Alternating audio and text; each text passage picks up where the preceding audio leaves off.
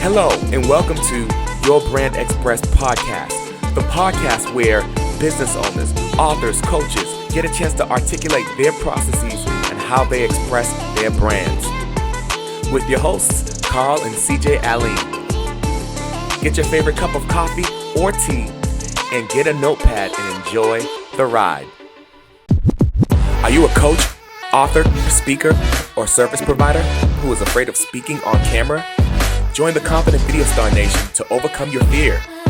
Connect with other professionals, gain access to exclusive resources, trainings, and tools, and learn the skills to become a confident video star. Join now and start your journey to success. Go to Facebook and type in Confident Video Star Nation and join the nation today. All right, everyone. We are here with the man, Bradley Rapier. How's it going, man? It is going great. It's great to be with you. You know, we met each other years ago, so it's great to reconnect. Right. It's great to reconnect. You never know who you cross paths with, right? That's it. And so it's just so cool how this would come to be. You know, it's part of the divine plan. That's what I say. You know, and also, you know, it's really along with that. It's a reminder. So much of things that you do in life are connected to relationships and how you deal with those relationships, how you embrace them, how you encourage them, how you nourish them, all that good stuff. Because so much stuff when I've worked with people or people have brought me in, it's funny. I'll go, well, let me get Carl on the phone, and it won't be necessarily that.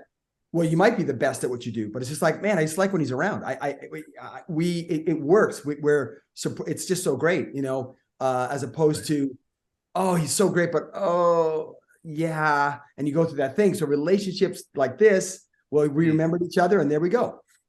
Right. Wow. That's deep. Relationships are powerful, especially as talking about this as men. That's super important, man. You know, so, yes. Hey, this is going to be a great interview. So excited. Let's dive in. So Bradley, tell us a little bit about yourself. I know you have an extensive background, but it's cool to see how it's all connected. Absolutely. Well, I mean, I seem to think my story is a bit like one of those sort of almost impossible stories, but I grew up in Canada and up in Calgary, Alberta. And when I grew up there, I was the only one, put it this way, in my neighborhood, my school that looked like me. Okay. So it was a cultural thing, but some of my best friends there, but I grew up in a different atmosphere. The city I grew up in was known for oil and gas, cowboys and rodeos, you know. Country music and, you know, rock and roll. And so when I grew up there, I was on a different path. I was an academic. I was the golden child of my family, the youngest, following the route after my father and my uncle, who were doctors. And I was on that path, academic and an athlete. I was an athlete and academic, and I was going along. And then I was in university doing my Bachelor of Science towards, you know, becoming a doctor. And it wasn't the exact first time, but basically one of the more pivotal times. I was approached by this guy on campus who said, man, I want to show you the style of dance. And I'd seen him a couple years earlier because he was at my high school, but he was older than me. But now he came back, and he was one of the first two people in all of Canada that knew what popping was and boogaloo. Wow. Because of his dance partner, guy that he danced with, had actually gone down to Brooks College in Long Beach and learned from when the Boogaloos went from Fresno to Long Beach, and that popping explosion that happened then. Even though there's popping throughout California, that, you know, the Boogaloos they're big influence on my life, and obviously a big influence on the culture at large. And so he went to school there. He was the first guy, the Boogaloos say, all the people around him say, the first one in all of Canada to know how to pop and boogaloo. His name was Wayne Headley, and his guy that he danced with, Colin Blutoff, he approached me on campus, and they approached me, showed me this popping. Well, my mind was blown. You know, I was like, oh my gosh, what is happening? You have to imagine too, like, there's no internet, there's no existence of this talking decades ago. There's no reference. There's no like, what is happening? I can't record it. I can't go back to it. I can't look it up.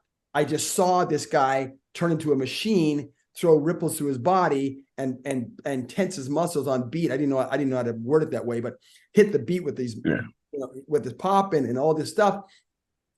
So I'm like, oh my gosh. So I started to hang with him, of course. I was like, this is the coolest thing I've ever seen.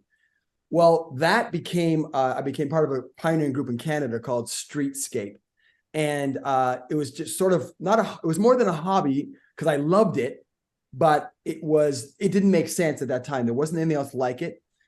We became a pioneering group there. We were the first group to bring popping and boogaloo to the country. We helped to introduce a lot of the culture to the country itself. We got brought on by big companies. We toured the country. Again, not to the extent that it would be necessary in the States, because it is Canada, but back then it was pretty amazing doing TV shows and all that kind of thing. So as that went along, I was still going to school. And then by my third year, roughly around there, maybe it was even my fourth, I don't know. I just was like, this is speaking to me. And I guess it was the beginning of that shift for me when I was like, without going into a lot of detail about family challenges, but we all have our stuff. And there was some dysfunctions and things that happened that had me questioning like, how does life work? How do you do things? How do you maintain relationships? How do you find a future? How do you keep friends? Like all these things. It was a bit insecure, but from what I went through, I'd been in that place of searching for that, trying to find answers for that.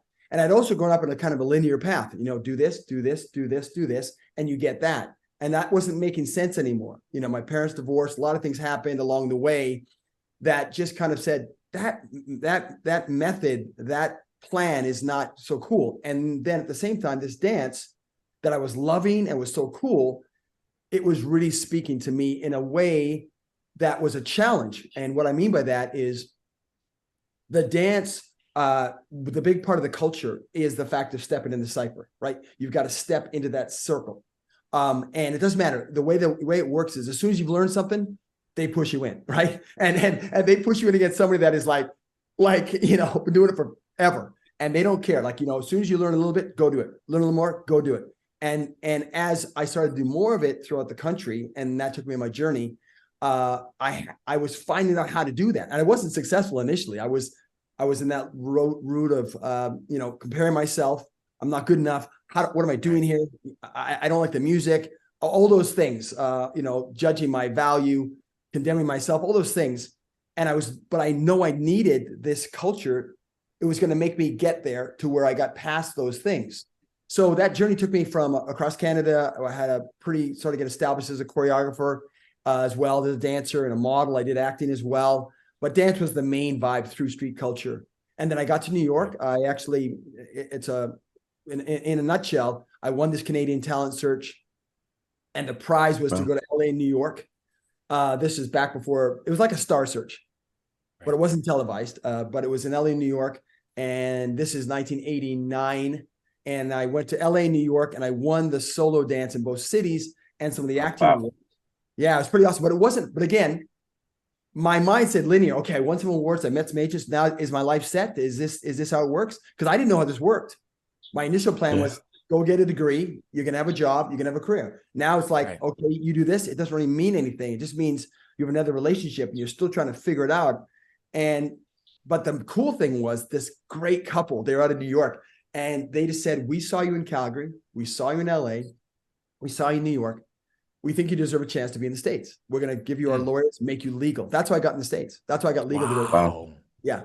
That's an opportunity. Yeah. I mean, it was amazing because you have to say, when you're not from America, you don't know what it's like, but man, it's a lot, So I'm very appreciative. So I got to New York first, did a little bit of stuff, but at that time, it's kind of weird to think about this because New York is known, right, as the birthplace of, hip hop and break-in and all the culture and Rocksteady crew and all that stuff. But in terms of work at that time, the really work in New York was either hitting on the streets, right? Or that was really kind of it. Like, I mean, there might've been other things, but like Broadway at that time and shows, it was all like tap shoes, tights, jazz training, which was not my background. And I wasn't really a singer, it's kind of like, I wasn't ready. I was doing stuff. I did a few videos. I worked with a few shows, but I said, hey, to my agent, can you get me a sister agency in LA? And they said, yes. And that's how I got to LA. And I got to Los Angeles, had a sister agency there. I started working pretty quick. I started doing some commercials and stuff. Just started to get going though. Then without going into too much detail, some family stuff happened in Canada that I had to deal with. It was pretty devastating. And I went back to Canada, but I moved to Vancouver on the West Coast. And so that was unbelievable. I had been there a decade before with Streetscape, right? With the group that I mentioned, but now I'm there and there was a void. There was no hip hop happening. It was like, I thought it would have, grown from the years ago. And no, and I take this word lightly. I don't mean this in any wild way, but I was became like the guru of hip hop of Vancouver. So I taught at the main studio. I was training a whole generation of now dancers in Canada that have started their own companies, shows. They were all coming to that studio there. I was doing the promo at clubs, local shows. I was hosting videos. I was choreographing. If a movie came to Canada in Vancouver, I was choreographing it. Again, not in the volume of LA, but I was pretty well doing a lot. And then 3 years in for that, I was going kind of like, oh, this is cool. And I was kind of stepping into who I was. And I was kind of stepping into a kind of more understanding who I was at the root of me. But then this one person that I hired for a commercial and a movie said, I'm going to move to LA. And I was like, you're going to LA? I said, what? I got to go back to LA. What am I doing here? Because I resolved the situation in Canada with my family. So I went back to LA. So I got back there to stay in 94. I had the first 2 years, the stories you probably hear from lots of people, struggling it out. I got evicted. 4 guys living in a studio apartment, eating, ramen noodles and, tuna out of a can, but I was pretty optimistic. I stayed, I've been very proactive most of my life. I don't spend a lot of time.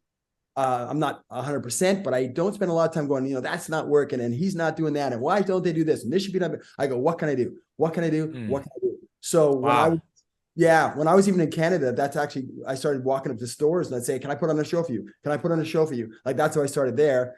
And in LA, I just started thinking that. So that led to, as a little side note, by a couple of years in, because my father, you have to understand, and I know, I don't know how, if you guys have these relationships yet, maybe it's all just been smooth, but my dad, who wanted me to be a doctor, was reminding me, he reminded me every year, like for a decade, you can go to the school I went to, the alumni's ready for you. You've got good grades still, you can be a doctor. Now he wasn't angry and like, you're out of the house, but it was very, he wasn't receiving what I did. He thought it was insane. But in 96, I got my first big job. I did my first Super Bowl halftime show.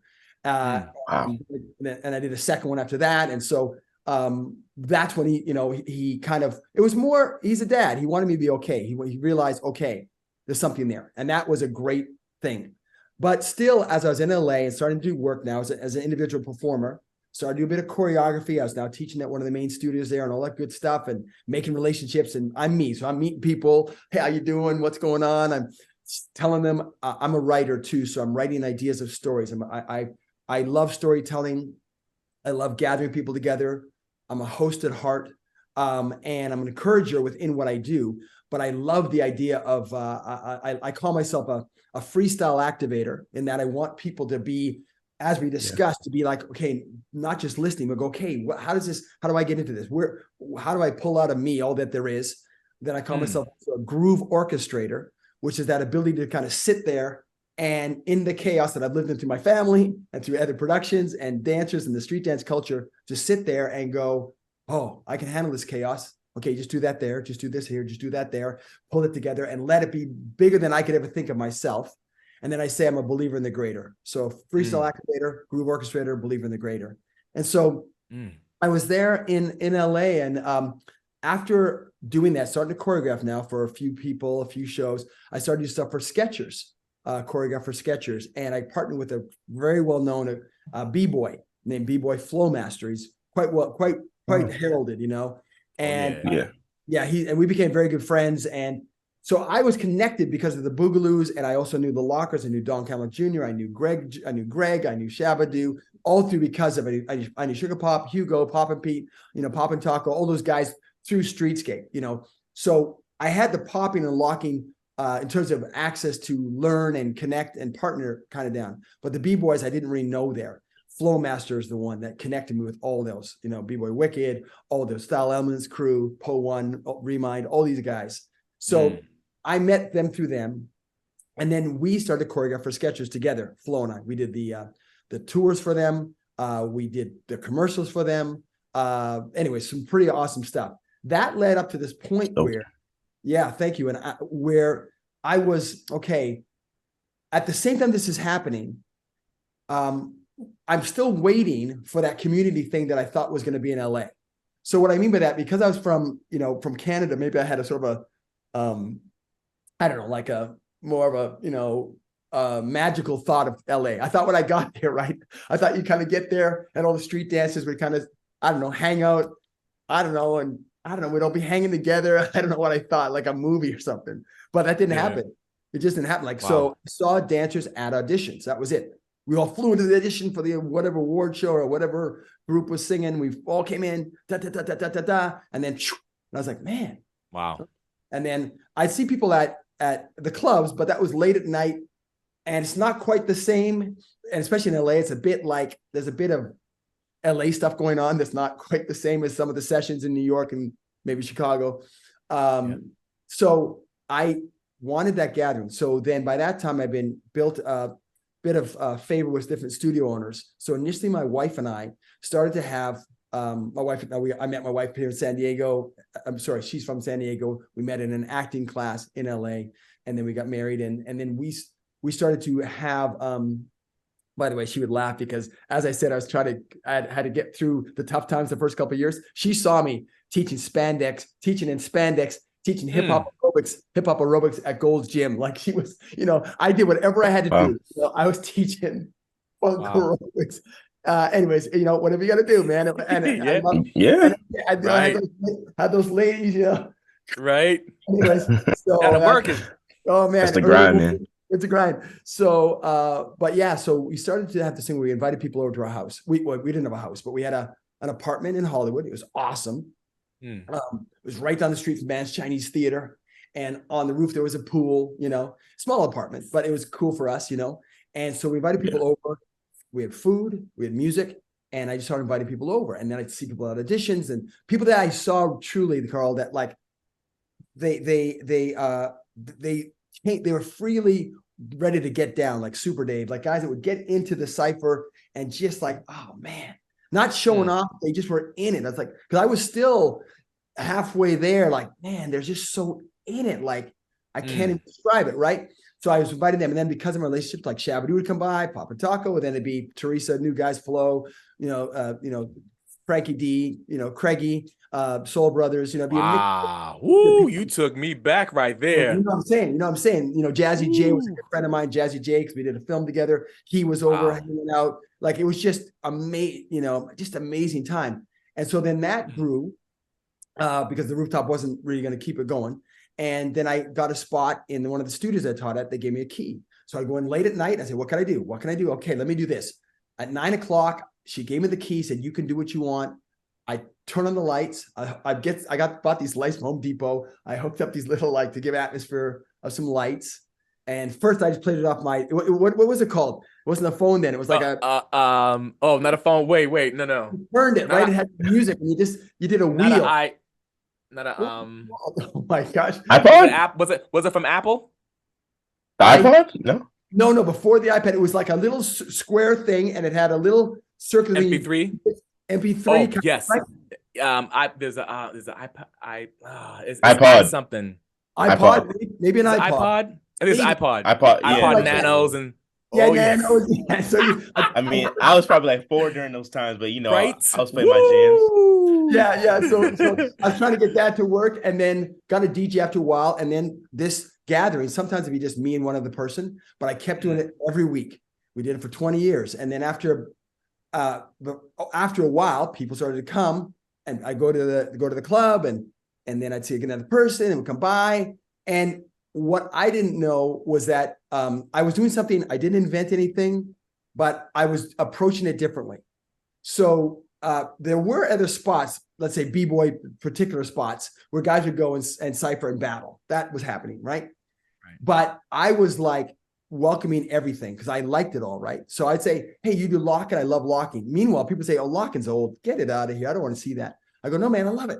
You do locking, you do popping. Wait, you're a breaker? You do house, you do poetry? I was like, come on. And I kept welcoming everybody together. So that was a little different at the time. I was sort of what they call all styles now. I think we kind of relaunched, I should say. Not that it's never happened before, but I think that time really relaunched it. Right. And then when people came in, and some, I won't say names, but some guys came in and just wanted to battle. Some of the, they just wanted to battle. And I just sort of kept redirecting them, not to not battle, because obviously there's a competitiveness that builds things. But I said, competition may have brought you here, but only creativity will get you out of here. And you will not be able to be creative if you're in a mode of just how much am I better than this person, or how can I slam this guy down, in my opinion. I think that's another aspect you connect to that's larger than that, that has different access, that's collaborative and still growing. And I kept finding ways to do that. So I would say, hey, why don't you show him how to do that? And hey, you come in here. And so that was kind of my style. I was welcoming, I was bringing all styles, and I love storytelling. So I kept sharing them my ideas of things. So then basically, long story short, which is now too late, too short, too long for a short story. But basically, around 99, I got asked to put on to choreograph the finale for the National Dance Day that Debbie Allen was hosting. And I had done stuff with Flo by that time. And my wife had this idea of the Groovaloos with another guy that we had done earlier. We had won this International Street Dance Championships in 96 with the sort of budding idea of the Groovaloos. And so I said, let's launch the Groovaloos. So there was, if you know, there was like Flowmaster, Wicked, Crumbs, Teresa, Keeley, my wife, myself, Boogeyman, Charlie. There was a lot of great people there. And we did this performance, which celebrated all these different styles, a bit of a story. It wasn't a full-on story, but a bit of a journey, mixing music together, which wasn't happening at the time. I was cutting pieces for a reason, for a flow, not just to cut a song and stand still and change positions.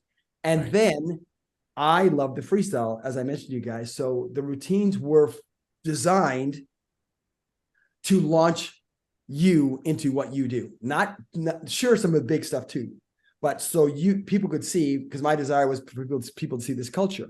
And that kind of took off. So the Groovaloos took off, and we kind of, in LA, I'm not saying, across the whole nation right away, but we were a household, or we were right in the dance community. People knew the Groovaloos. And we were exciting, we were fun, we were fresh. People liked how we approached it. And so jumping ahead real quick, basically, that year we won the American Street Dance Championships. We were then starting to be seen in a lot of things. And then what began to happen was I was then now sharing them my story ideas. So we were actually putting together a stage play I was writing called Streetscape. And we were pitching to some theaters in LA. We were doing other things, other shows. Carnival had launched the same year we launched. We were then we were with Carrie, who runs Carnival. We were kind of like a really hot project there. So he'd say, can you guys close tonight? Can you open the second act? So we were there a lot. So because of that, we did a series of How to Hip Hop DVDs, and the Groovaloos did. And that launched a whole series of things. We did these teaching tapes, and I did interviews with the Groovaloos. I said, so Carl, why did you come to LA? Why in the Groovaloos? And I thought, this is 4 years into the group. Well, you'd say, dance is great. It's fun. It's great. I love it. I'm here to kind of get well, then boom, I was like, people said, my dad used to beat me. My dad used to beat me, and this is how I got through it. Wow. And then another one said, well, I've been pretty suicidal. And so this is how I kind of pull myself out of that to get my body physical. And I was like, what? And so then I had these stories. So then I took the idea, partnered with my friend Danny Sistone, collaborated with the Groovaloos, started to create a stage show about that. And I told Carrie, who runs the Carnival in LA, give me the night. I got an idea for a show. Give me the night. And he goes, no, you're crazy, because usually it's 200 dancers, 15 choreographers. And I bugged him enough. He said, yes. So we did this first night back in 2003, an evening with the Groovaloos, and it really exploded. People were kind of crying. Dancers like, I remember why I danced, because basically we told the stories. This guy, Bradley, looking for life, looking for purpose, looking for family, looking for whatever. And he kind of finds a family at the end, and then all these stories in between about their things going through. And so it was very powerful. And then my agents, and it was Carnival. So it was like, Janet Jackson's there, Justin Timberlake's there, the agents are there. It was a big deal. She comes running down, Bradley, drop everything you're doing, do that show. And I'm like, I don't know how to do a show. What the heck do I do? So that became the challenge. I'll kind of skip ahead. We worked for a number of years on developing that show in LA up to 2009, different theaters, different places, putting the show on. I taught at USC for 6 years during that time, and other universities. developing that show. That brought me onto USC, where they wanted me to develop a hip hop program, leading into where Monsell is there now. But from 2000 to 2015, I was developing the program there. But the show got developed, and then we got some people from New York to see the show. And then we went to New York, we played off Broadway, we toured, and we from about 2009 to 2011, we were doing between New York and touring in different places. And then that launched me to then choreograph for other people, that got me some of the accolades I was getting, because people said, oh, can you choreograph this show and that show? It wasn't all street dance. I choreographed for the director of Hamilton, and I did a show for him, a version of Once on This Island in New York, and the director of Jersey Boys. I did a show for him in La Jolla and in New York and on Broadway. And I got to just work with just amazing people, pretty much to the highest levels, and then I was still traveling, and that all comes around. So that's sort of my background is, on labels, I'm a choreographer.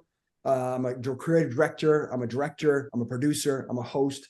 But really, as I mentioned before, I look at it differently. And so now up to speed today, that still continues. I choreographed the film actually that comes out next month in June 23rd, little plug, June 23rd, a movie called World's Best. I choreographed for Disney Plus. It's going to be on, it's a great kind of hip hop musical adventure comedy for this young kid. It's produced by the director of Hamilton. And he began to work on that. Yeah. So that's coming out in June. That's relationships, right? And in that stuff, my where I'm at now, along with that, my initial impulse was I want people to experience this culture, what I got out of it. I want people to see it. Then I wanted people to hear the stories. Now I want everyone, whether they dance or not, to understand the idea of groove, the idea of how I look at groove, and not just get your groove. I don't mean that. And so one of the things that one of my taglines per se is, because I went through it, is that when I saw the dance in all these places and people sitting in it, and whether they're executives or dentists or dancers, it didn't matter. I got this understanding that it's not the move, it's the groove. It's not the move, it's the groove, right? Whether you live your life or dance, if you base your life on moves, you're going to run out of moves. The weight of the moves is going to paralyze you if they don't go the right way. But once you connect to that endless groove, you can dance through life all day. And I began to teach that at the university. I got to then develop that further, because when I met with the students at USC, often they'd go, Bradley, what we're gonna learn this move, that move, the latest, this and that. And I'd always say, I'm gonna teach you some popping, locking, breaking, house. I'm gonna teach you foundations of a lot of stuff. But I don't really care about the moves you're gonna learn. I want you to learn how to dance. And they would go, they're a little offended sometimes, because they thought they danced. And so I generally put on music and say, let's dance, let's dance. And generally speaking, not always, but generally, they dance for about 30 seconds and then stop. And I go, what up? What happened? They go, oh, we kind of did our thing. I say, well, that's cool, but I think you're missing out on what this culture has to say for your dance and your life. That you are not understanding that if I'm connecting to the groove in a way that it makes me move like this, and then I sense it's my turn to step in, whether it's literally in a dance circle or in a conversation or a creative gathering or whatever it might be, or whatever it might be. If I know I just stay with this, then as I stay with this and commit to this and ground myself in this, well, I'll sway with this. I'll drop around. I'll turn. I'll look. I'll dip. My arm might come up, right? I don't have to think. I'm now connected, and it's going to start to stretch me and pull me and turn me. But if I'm going to do this move, I'm going to do this, I'm going to do this, whoa, then the moves are not meant to sustain the impact. It's like someone entering a dance circle and they get all nervous. So, and there's nothing wrong with doing a big move, but I'm saying if it's just the reason you're doing it is because you're thinking that's what's going to work, then you do a flip to enter the circle, which means maybe you do a big joke to enter the room, right? You can do the analogies. But then what happens, you're like, okay, they're clapping, they're responding. Okay, what now? But if you are connected and maybe the flip happens, but you're in it, you keep going and you react and you interact and you hear the conversation. And I work with my son on that now. My son's very big on like, Dad, help me with these conversations. I see you walk up to anybody. You talk to anybody. You talk to businessmen. You talk to school people. You talk to this guy. How do you do it? I go, well, I'm just curious. I'm ready. I'm in it. I'm not trying to prove anything.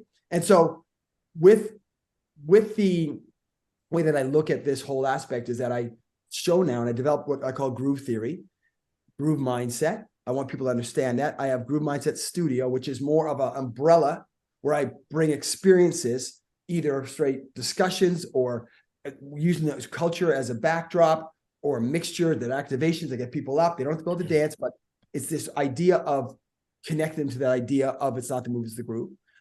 The idea of stepping off the edge of imitation and stepping into cipher, and how you have to do that, what prevents you from doing that, whether it's a businessman or an artist.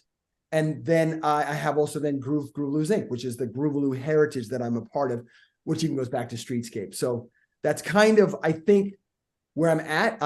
I'm really now here in Austin, new to Austin, less than 2 years. Been in LA for 27 before that. Really excited. Putting on an event we'll talk about that, but I'm putting on an event here in a week where I'm inviting artists and entrepreneurs and leaders and seekers to come together. I use the analogies of the culture, powerful analogies, I think, to get people to see that idea of connect to the groove, and idea of what are the moves in their life they're stuck in, and read it, analyze it, break it down in practical terms for their culture. Like, so that it's not just me speaking in groove and move, but what your business, what's happening, what self-doubts, what reasons that doesn't allow you to connect. But I think I'm jumping ahead because you had probably questions for me about how it goes for business, and I'm probably breaking it all up. Dude. No, you running the show, man. Yeah, this is great. This is great. And we have questions, but it's like this about you and your stories, because I know what came to mind. I'm not sure if CJ feels the same, but what came to mind for me was just to hear your story and all that you went through. Right. And then to see you witness these dances that might have been used to not really knowing about each other too much. I could be assuming. Right. Or they might have. But you brought them to a place where they showed what they're about, and they showed things going on in their lives through the dance. And so you were able to unlock, and even throughout this journey, you were able to unlock stuff for yourself. You were able to help them to unlock, and then even come into the groove theory and the groove mindset. I can't help but look at the video footage where it says you walk out on stage, you're like, it's not the move, it's the groove. And I'm big on that, because even what we do too, we help people with camera confidence. So it's not just what you do, it's how you do it. Right. But dude, the way you did it, it's like you were starting to tell a story, and you were starting to draw people in right from the get-go, right from the beginning. Yeah. And that's not an easy thing to do. But even when you do something like that, you already start to unlock something for the people. Yes. So that's what I think about. I'm like, wow, I know that's not easy to do. But to be able to, that's definitely a leadership quality, to be able to help people to unlock something in their life that they may not even be able to articulate. Right. Yeah, I think, I share with people, especially if it's like, whether it's creatives or an entrepreneur or just someone that I meet, you can train in this. Like, I train in it. I sure have a certain personality that was, hey, I'm optimistic, but I trained without knowing. Training to trust in the groove. I trained to trust in it. You truly can. So the perceptions have to change. So you have discussions, and I'm sure you have with your other people. You talk about business ideas, like what is preventing you from, walking up to a stranger or walking in business or leading a meeting. Especially the leaders, it's important we set that example, that we're ready to be the first to be courageous enough, vulnerable enough, and take the risk to step in the circle, but also to show how the melody works. I'm stepping in, but then I go, hey, wait, CJ hasn't said something for a while. What's CJ got to say? Because, otherwise it's a one-noted play, right?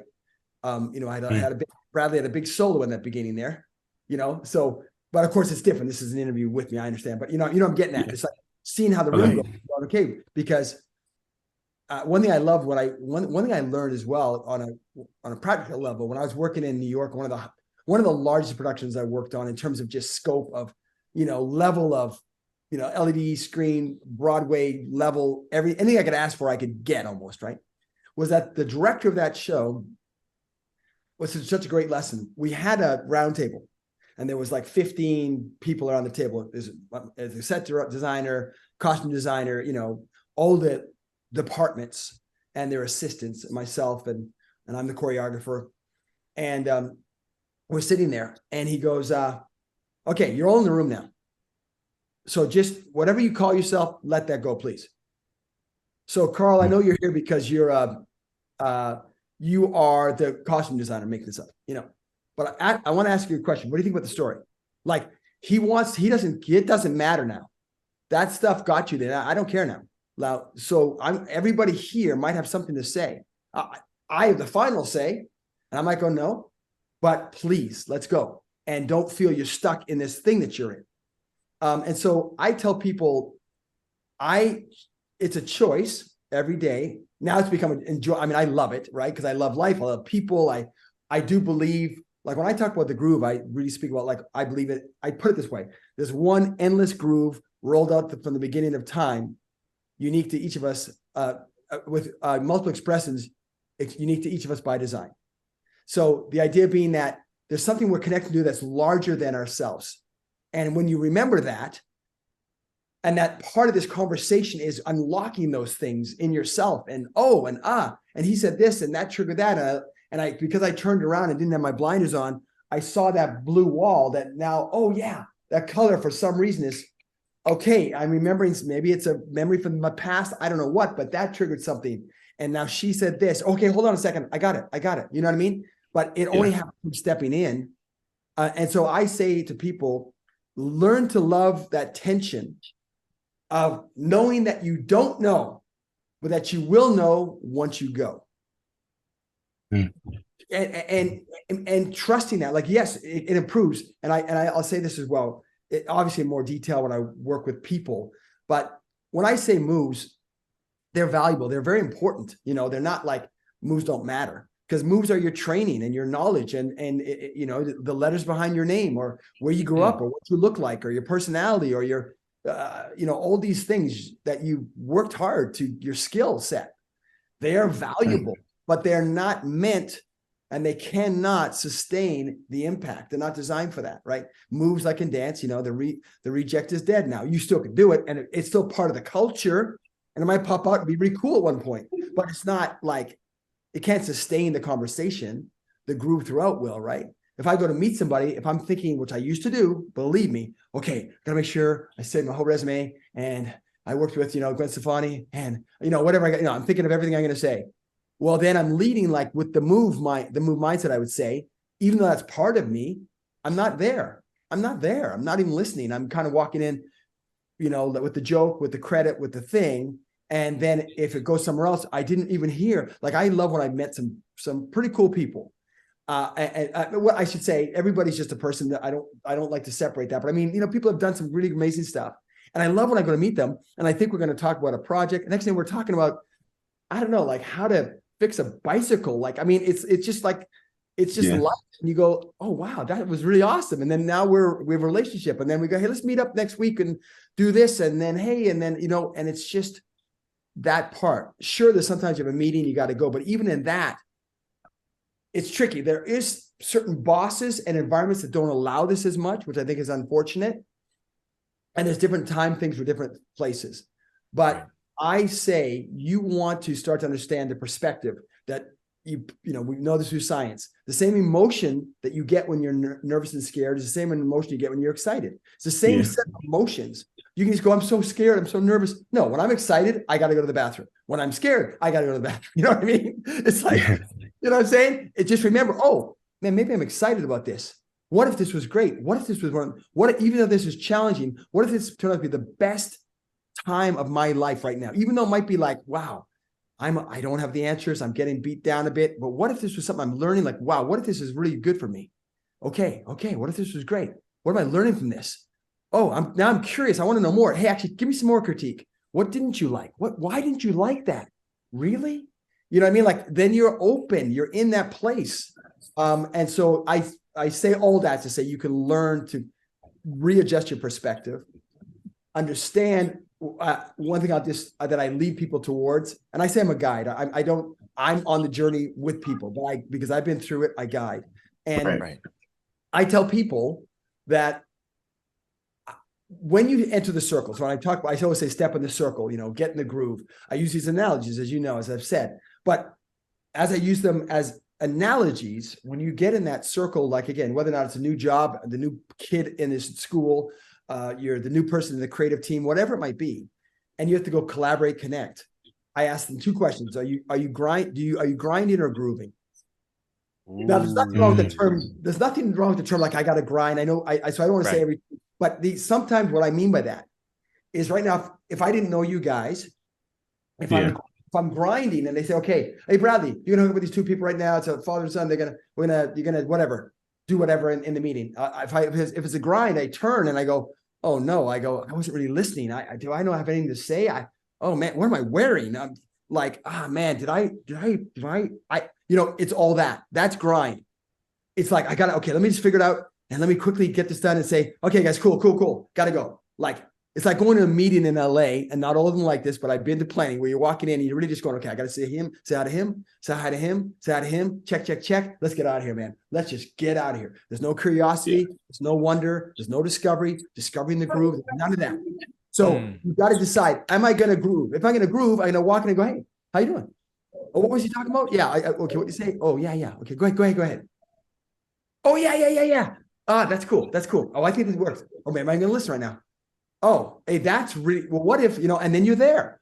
If you understand, you can groove, you can step in. Now, that involves the one of the most important things that I think I say to people is, because I went through this in my life many times. Oh my gosh, the first time I went to LA and I was in this, I had a bit of reputation from the streetscape.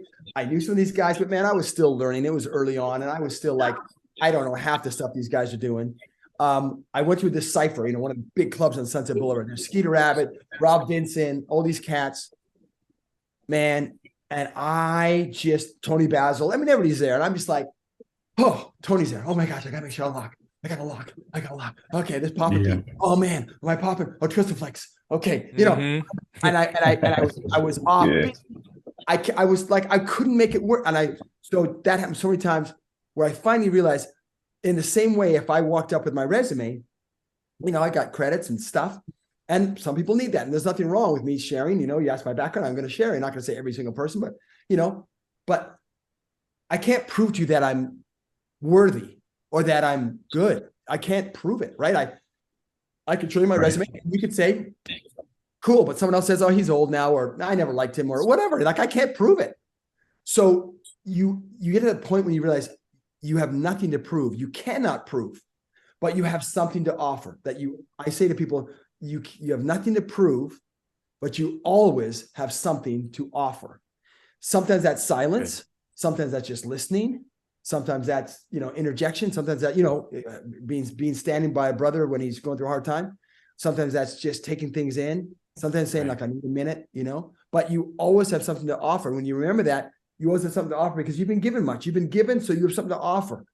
And so once that gets in there, grind or groove, choose. Stop trying to prove, offer.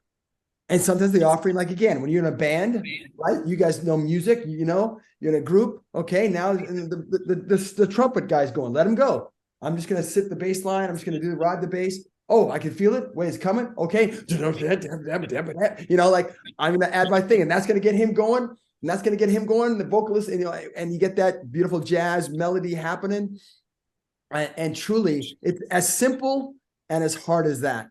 And so I use the analogies for that when I do experiences or the like. So that's the way I would say it. Grind or groove. I like that.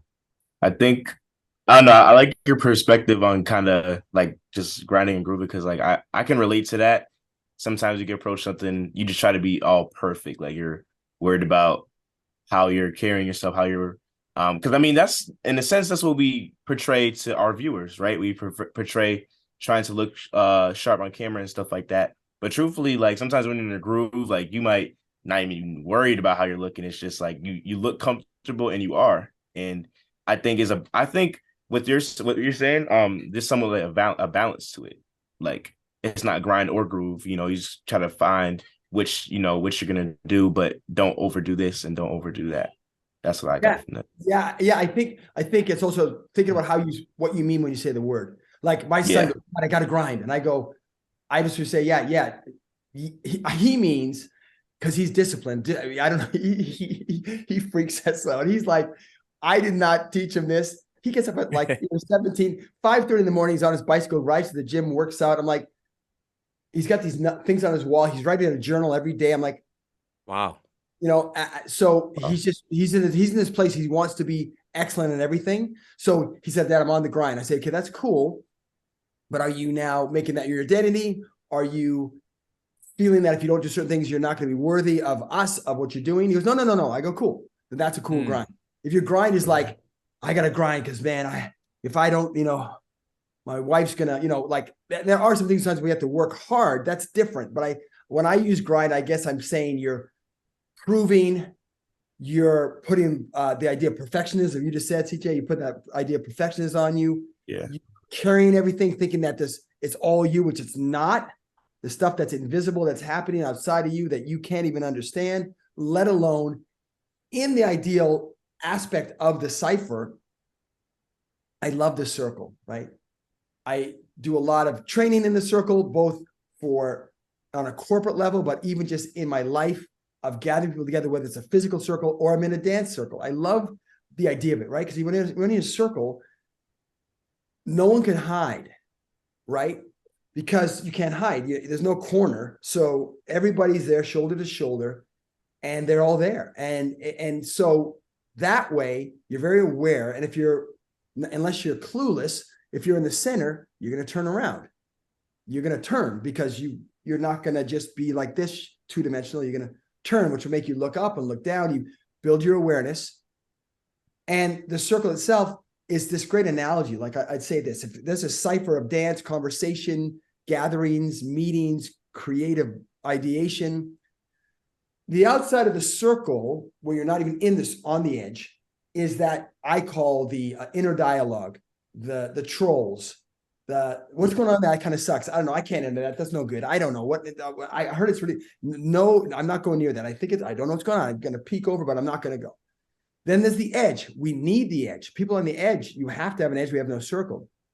But the beautiful thing about the edge, everyone is equal distance from the center on the same level. When you do conferences, of course, you're here and the people are here. And it has to happen sometimes for the rooms, but you're kind of taught, it's hard not to talk too. Whenever I can, I always try and get down in the audience and walk around. If lighting will allow, if the people will allow, I try to do that because I just want to break that. Even when I dance I dance to bring people into the world, not to say I'm now. Again, this is me. Some people dance, they want to battle and be the best. I know friends like that are great. I love them, but I want to say, come on, do your thing. Because then if you do that, he does that, and we do it together, boy, it's going to blow away that what we did. So the circle has that, the edge, but then there's the inner layer. That's where that step comes, right? When you're on the edge. And you're like, I know I'm supposed to go in right now. Oh man, I'm supposed to say something right now. I'm supposed to dance right now. I'm supposed to, I can feel it. I know it. I can feel it. What are you going to do? Right. That's that place of grind or groove. That's that place of prove or not prove. And then you have that testing the waters. And if I won't do this, I'd have to stand up and demonstrate. But there was this great dancer that did a great thing with this. It's so awesome. Well, I'll just say, so if you know who Skeeter Rabbit was, he was Man in the Boogaloos. And one of my inspirations in a lot of ways, and we brought him to Canada way back in Streetscape days. And when Poppin' Pete and him were on tour with David Bowie in Canada, we got to hang out, and then when I went to States for the first time, scared to death. You have to understand, I may look like this, but I'm a Canadian boy. When I had to go to there and go to Compton, I'm not trying to be derogatory, but it didn't look like where I grew up. I was like, what is happening? And this is the 90s. Like, this is like kind of like, Boys in the Hood. Like, and it kind of, your memory, even my mind was Boys in the Hood, and I remember they told me, okay, as long as you buy skeet, you're good. Like, so I stuck to him like glue. I think I annoyed him more than anything, but my point is, in the dance circle, it was so cool because there'd be a dance cipher. If you ever knew Skeet, a big personality, he used to be the leader of the Crips. So he's a confident man. He was a confident man, but he was. And he would stand at the edge, man, and you could feel it. He wanted to go, and people would start to look at him, because it's Skeet. And when he would go, if I stood up, I'd do better. But just right now, he would kind of like put his foot a little bit, kind of just a little back, a little forward, kind of just he was getting in it, like getting in the pool, but not like he's afraid of it, but he's just finding it. Like he didn't just run in. He always kind of worked his way in, and then he was in, and then he was in, and then he was, oh man. So that idea of like the circle, you have to decide. And once you then get to the center, eventually that cipher feels different. You know, it's meant to feel different. I tell people, like, don't think, oh, it's no big deal. No, it is a big deal. When you get in the center, you're going to be like, whatever way you look at it, energy, frequencies, science, spiritually, it feels different because there's a focus on you. And how do you deal with that? And what do you make of it? But if you remember that, well, I mean, there's so many layers. I'm doing a workshop. All right? good. Hey, all good, man. Appreciate it. It's a different perspective. I'm here for it. We're here for it. Right. But yeah, it's just like, you just start to realize there's so many false perspectives you have once you get, like, I say this too, we must give each other the grace we give others. You know, if you look at someone, if someone went in the circle or on stage to speak and they fall down, right? When they get back up, we kind of go, yeah, man, come on, you got it. But if we fall down, we're like, oh my gosh, it's over. Yeah. You know, we just do this weird thing. Right? We just don't give ourselves that same, not out of arrogance, just that same space to, you know, make something out of it. And you talked earlier, when I do what I do now, like I was at this conference last week in Santa Barbara. It was awesome. It was it's called the Epic Summit. It's rated one of the top 10 most innovative summits in America. And it's with thought leaders, creatives, and innovators. And it was a beautiful setting in Santa Barbara at the Museum of Music, I think it's called. And you know, they had seminars going while someone was playing a cello, and you know, all this cross stuff going on, beautiful scenery. And I did some workshops on groove. I did a activation on groove, and then they had an award show that I co-hosted and co-produced for them. And the beautiful thing is just like that ability to watch people understand the difference between grinding and grooving, the difference between proving and showing, and it just allows you to. There was just so much that happened that weekend because we were all there knowing we were playing together. You know what I mean? In some sense, just playing, being curious together while we were sharing deep information, challenges, struggles, business, all that stuff. You know, we really were on that same journey, and it really allows you to see that the center. What I shared with them was that when you're in that center, in reality, even though everyone's, quote, looking at you, no one is really looking at you. Like, you know, that phrase, dance like nobody's watching. Well, I think sometimes we have to remember that in some ways, no one's watching like you think they are. And what I mean by that is so CJ, if you're at the center and you're getting down or you're speaking, I'm listening and I want to listen, right? Even when you listen to me, like, but some things I say trigger you off over here,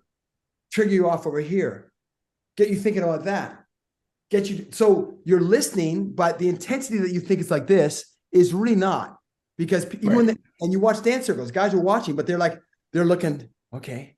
And some of them really are going, what am I going to do? What am I going to do? What am I going to do? What am I, you know, they're not listening at all. They're like, what if it was me? What if I'm called on stage? What if he picks on me? Like, so that intensity is not there, you know, and when you start to understand that, and then really, truly there for you, right? Like when you go somewhere, you don't want it to suck. I mean, I remember the hundreds of auditions I've been to, and sometimes you go there and the people are like this, right? But I've learned now, because I've been on both sides, they're tired. They've been there for 8 hours for 4 days trying to find a part. And they're like, oh, but believe me, they're like, before you come in, they're like, I hope this is the guy. Please be the guy. Please be the guy. That's what they're saying. They may be like this, but they're hoping, please, like, somebody save me, you know? And if you're on the end of a circle, yes, there might be a competitive side. You're like, man, some people are stuck in that, like, oh, I got to be better than him. Yeah, there's some haters, or I won't say haters, just people still figuring it out, that they're like, okay, I got something better than that. You know, there is that going on. And, you know, I'm not talking about a competition, but when it's just the cipher, people are like vibing and we're energizing each other. We're kind of like, oh man, did you see it? It's like, I think the people who do that the best in culture, in dance, are the crumpers. The crumpers are the best. They're ridiculous. I mean, they're like, you don't even know, if you don't know what crumping is, you'd be afraid. You're like, what's happening there? They're pushing them in. They're throwing them around. They're jumping with them. Like, they're so excited for them to get buck and to get like connected. You know what I mean? I mean, it's a great kind, if you think about it, right? And just, if you can imagine what's happening, rather than saying, well, let's just imagine everybody's, wearing their, bathing suits or something silly like that. No, imagine that they're really cheering for you. Maybe they don't know how to do it. It's like if you're watching a movie, or you're watching a concert, or let's say something. People go, hey, they're not reacting. Well, you don't always do this the whole time. You might be really going, man, this is amazing. But you might be like this, man, this is amazing.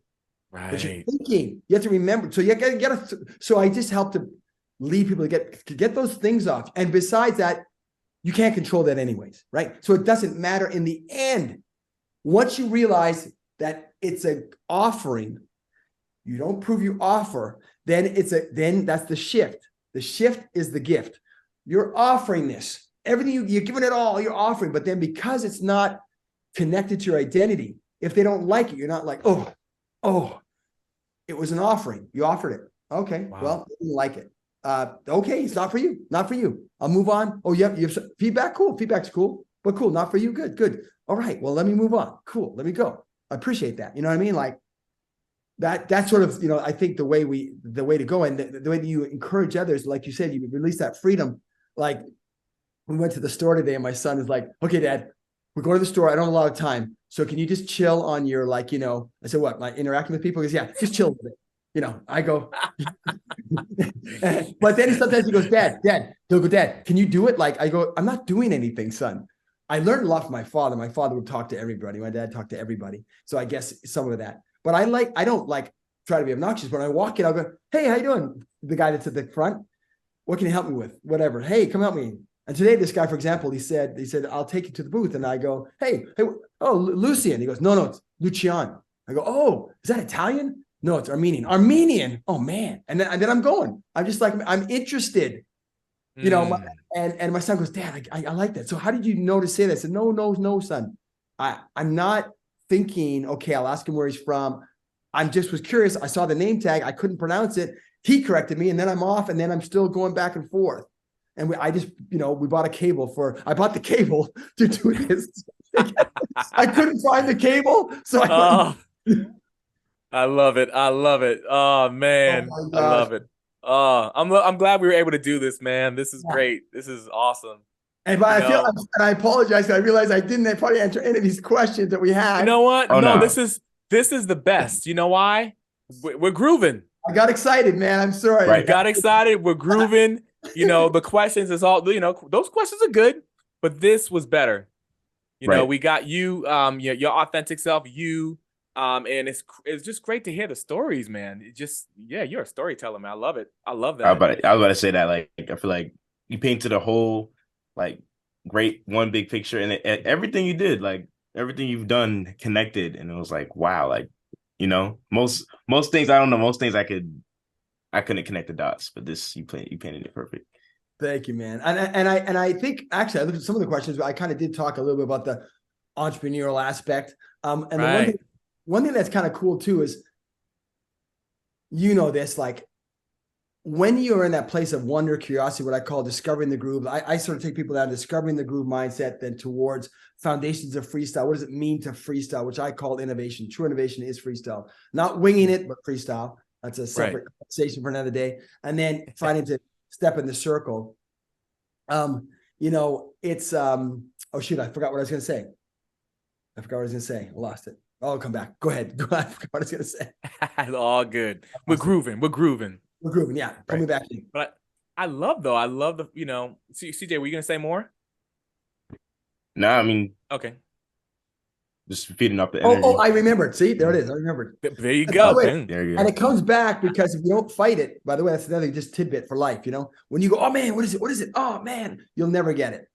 Right. You'll never get it. You got to just let it go and move on, because then boom, it just, however that works, by just relaxing, it will come back. So I was just going to say, what's really cool about, since I talked a lot in the beginning about my dad. My dad passed about 15 years ago now. But 2005, I can't do my math, maybe 18 years ago now. And it was challenging for a number of years, as I shared. Then he started to embrace it. I know he still would have loved me to have been in a practice with him. But what was beautiful is that as he saw stuff, he said to me later, before he passed, he says, "Son, you may not have become a doctor, but I believe you help heal people." And that really resonated with me in a way that's what else could he say to me? You know what I mean? Like, wow, in a way, like did what in a different way, what I was hoping you would do. You know what I mean? So I only say that, I said that not to I said that because part of the going on the journey and knowing it is a journey, as we know, it's not a destination, it's a journey, it's an adventure. Right. You have your goals and your plans and you ideate and you do this, but then you step in that circle and then you go, and then like even when I do my events, I know I have a plan, but then as soon as I walk in the room, I go, oh, okay, that's not working. Okay, I got to go over here. Okay, everybody come over here. We're going to face this wall. Like I do stuff like that, I don't do it on purpose, but I'll go, okay, this has to change because no one's reacting to this, or this isn't, or I just feel the room different, or I just get a different vibe, Right. Yeah. So it's just truly the idea that as you let that go and not try to put things in an order, it will make sense later. Maybe it won't always where you want. Maybe not every answer is going to come to you before you are done, but a lot will.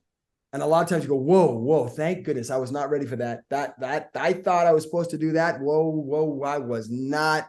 That would have been a disaster. Holy cow. Oh man, I was so full of myself back then. I would have just, whatever. And so just having that patience with it while you still step in every day. And I personally, you can't be a lone wolf. I on a weekly basis, make sure I go out a few times just to gather, hang out, and then the old me, I'd be going there. Okay, got to meet him and meet him and meet him. Now I go and say, hey, what's your name? Oh yeah. Oh yeah, I do this. Oh yeah, I do this thing here. What do you do? Oh yeah. Got this event. Oh yeah. Well, and it's like that. Then I'm having a good time. I'm enjoying myself. And then as my wife's like, can we go? Right. That's cool, man. It's like right now, I apologize. I'm the worst. I don't even want to stop talking to you guys. I just enjoy you guys. Good. Yeah. It's good. You can't really put a cap on like good conversation. I feel like it's impossible. I feel like good convo, you just got to let it flow, man. Yeah. Right. And it's infectious. Other people want that as well. Yeah. So it's like you attract people to you, and with that, because it's the energy, Yeah, man. So Bradley, man, where can if an entrepreneur, artist, leader, creative, whomever wants to find you, where can we find you online? Yeah, so you can find me I'm on LinkedIn, Bradley Rapier. I'm right there for a lot of the business stuff. And then my website is my name. Everything's my name, Bradley Rapier, bradleyrapier.com. LinkedIn, Bradley Rapier. I even do some Instagram stuff as well. Same thing. And I have other aspects because I have the Groovaloo. I have a Groove Mindset and a Groovaloo, but that's confusing initially. It's all accessible on the website or my name on LinkedIn. I also wanted to share, I mentioned it briefly, that depending on when this is happening, on the 20th of May, which is on a Saturday, I'm doing a gathering called Grooves in Session. It's going to be awesome. It's sort of some of the stuff I hinted at during the earlier talk. It's not a dance class. It's not an art class. I use analogies from the culture. I bring in a live drummer, a live bassist, a few other surprises to be able to use those analogies of art, of dance, of freestyle, of the whole street dance culture, and beyond that, the artists themselves, to have those discussions, to tackle those ideas, those challenges of self-doubt and grinding and living small and not being able to collaborate and afraid to step in, or just feeling restrained. Like I know I got more, but I can't let it go. Truly getting people to step in the circle. And we have a blast together. So it's a 4-hour sort of gathering in Austin here. It's actually right beside the top-notch burger spot, which is where Matthew McConaughey did that scene in Dazed and Confused. That's probably something CJ doesn't know what I'm talking about. Yeah, no idea. Back in the day, it was a famous, iconic movie, but it's a building right beside there. And we'll be there. And so it's happening. I'm inviting artists, entrepreneurs, leaders, and seekers. We'll provide a lunch. So it's going to be part conversation, part activation, a lot of discovery. We're going to probe, we're going to engage. I will get people involved, but no one has to feel like there's no dance requirement. It's just an analogy. But truly, my goal is to tackle some issues, but truly as well, bring that journey I've been on, this journey where I've learned and so much how I got stuck in moves and how I was in that place and not understanding what the groove was and not understanding how to freestyle. I was trying to just wing it. And that fake it till you make it is kind of not, that's used, but that's kind of more winging it, which sometimes works, but that's not going to stick because after a while, you're just like, you're on the surface. You're not in the groove. Fake it till you make it is still here. It's not here. It's necessary possibly in certain moments, but I think it's more important to understand what freestyle is. That freestyle connects to a reflection of you and what you're standing on top of, not built around you so you can't move, but what you're standing on.